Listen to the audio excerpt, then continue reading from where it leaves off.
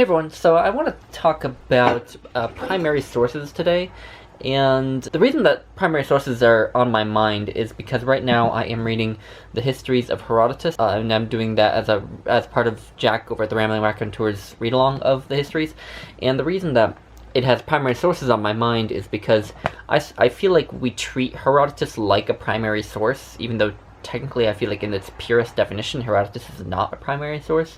So the definition of a primary source that I was sort of spoon-fed in school is that primary source is a document by an eyewitness who was present at some event that you're interested in. So letters, diaries, a testimony, an autobiography maybe, interview, and so on and so forth. And so they're documents by people who either saw what happened, experienced what happened, were affected by it, or, took part. So that's what I was taught was a primary source that we sort of construct history and biography and other forms of scholarship from. And then you have Herodotus, who is treated like a primary source on the ancient world. And you have other historians like him who are treated like primary sources, like Plutarch, like Livy, like Suetonius, like Tacitus, like Thucydides, and so on, who, weren't really present at most of the events that they report, except for maybe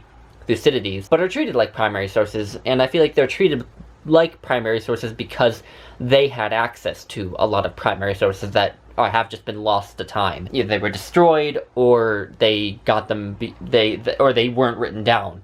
They sort of interviewed people and got their information that way. And that's definitely the case with Herodotus. I mean, he did a lot of traveling, certainly, so some of what he wrote might be through first-hand experience, but a lot of what he writes about when he talks about different cultures and different events, he takes from interviews with people who were partaking, interviews with people from the places that he's writing about when he writes his sort of ethnographic studies of different cultures, and other just, again, primary sources that he had access to that have been lost.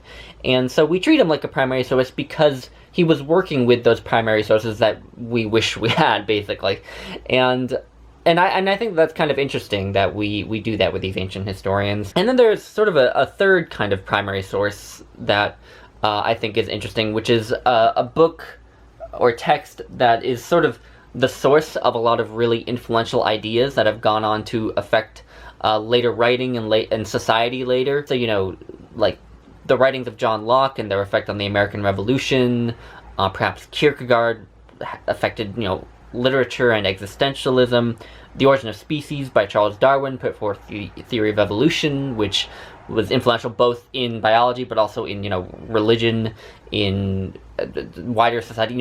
His theory affects everything that's happened since, basically. But then history books do too. Herodotus himself is sort of a primary source in this sense of putting forth ideas that have become influential. Just the idea of writing history, for example. And yeah, and there are many other I could rattle off, like The Prince, The Republic, and so on and so forth. And yeah, so there are these different kinds of primary sources. I think they're all interesting to read in their own ways, and I think what's really interesting about reading the pure form of primary source that are sort of eyewitness accounts is you can sort of build your own narrative and sort of do your own thinking about those things. When you read a biography or a history, you're inevitably getting that author's sort of narrative that they want you to believe in, to some degree. No matter how objective they're trying to be, you are, to a degree, getting a distilled version of events, whereas if you go and you read the primary sources, you're presumably going to be able to construct them on your own, and perhaps you'll find conclusions that contradict what the other authors have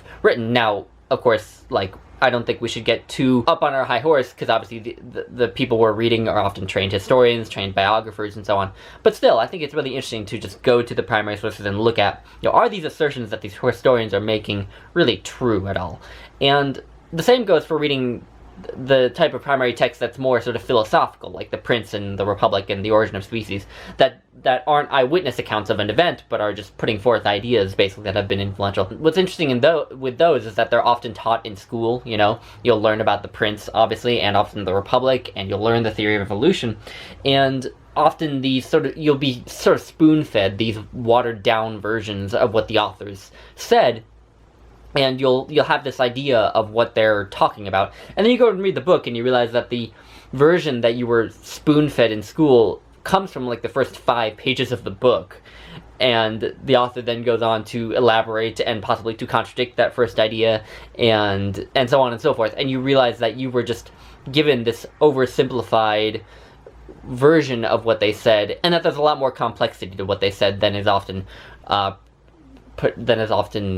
put forth in schools and in public conversations that we have about them, and so on. And I just find it interesting to go and really read those books and do your own thinking about them. Did XYZ actually say ABC, or were they being quoted out of context, or did they add caveats that sort of makes their ideas more complicated than people often give credit for, and so on and so forth. And so yeah, I'm interested in reading primary sources. I don't read a lot of the purer form of I don't read a lot of like letters and diaries, although I would be interested to read more in the future. But reading primary texts, the sort of philosophical, historical texts and so on, I do find very interesting. So anyway, if I've said anything interesting, you can comment on it. If not, then that's fine. But I just wanted to give a little thought dump on this, and yeah, that's sort of all. So I'll let you all go. Bye.